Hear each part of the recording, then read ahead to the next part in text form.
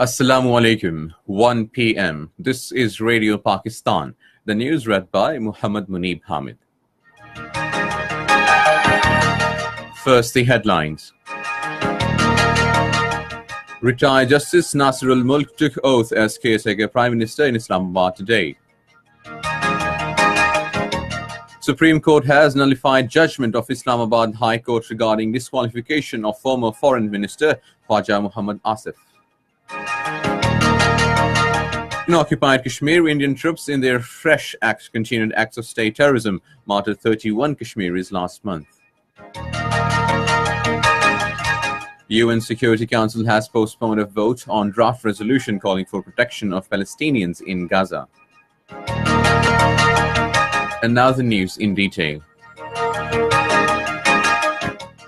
Retired Justice Nasrul Mulk has taken oath as caretaker Prime Minister. He was administered oath by Office of President Mamnoon Hussain at a simple but impressive ceremony at Awan-e-Sadr in Islamabad today.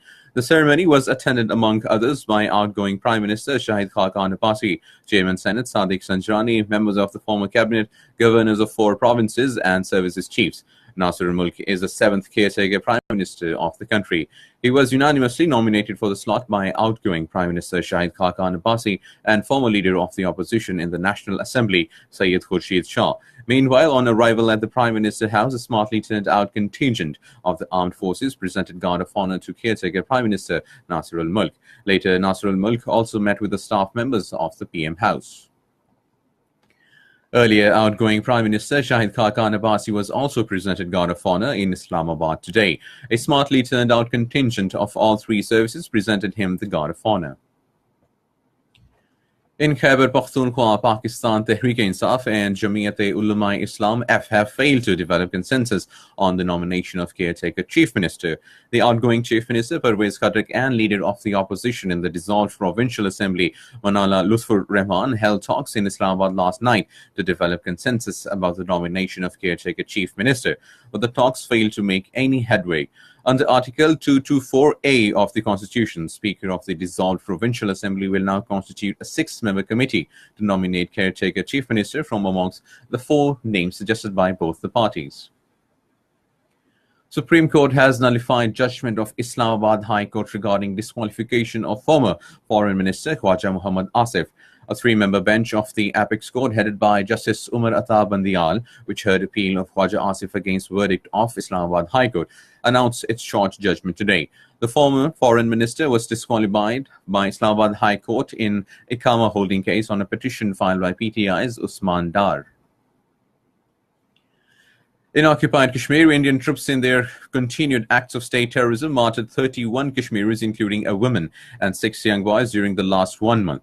According to the data issued by Kashmir Media Service today, 3 of those martyred were killed in fake encounters. 3 women, widows, and 5 children were also among the martyrs. During the period, 314 people were injured due to the use of pellet guns and tear gas shells by the Indian Army.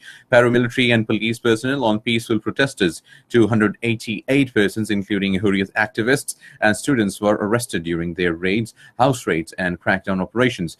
The troops also damaged 67 residential houses and disgraced 6 women during the month. The United Nations Security Council has postponed a vote on the draft resolution calling for the protection of Palestinians in Gaza, according to Kuwait's ambassador Mansour al-Otaibi, who presented the draft resolution. The decision was taken after the United States sought changes and hinted to veto the measures proposed in the resolution.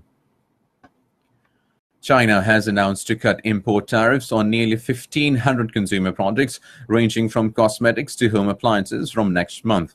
According to Chinese Finance Ministry, the decision is a part of efforts to further open up the economy of the country. The second test of the Pakistan and England begins in Leeds, England today. Pakistan is leading the 2-match series 1-0. Match will start at 3 p.m. And that is the end of the news. For more news and analysis, log on to our website, radio.gov.pk, and also watch live video streaming of our bulletins on the link facebook.com/Radio Pakistan News Official.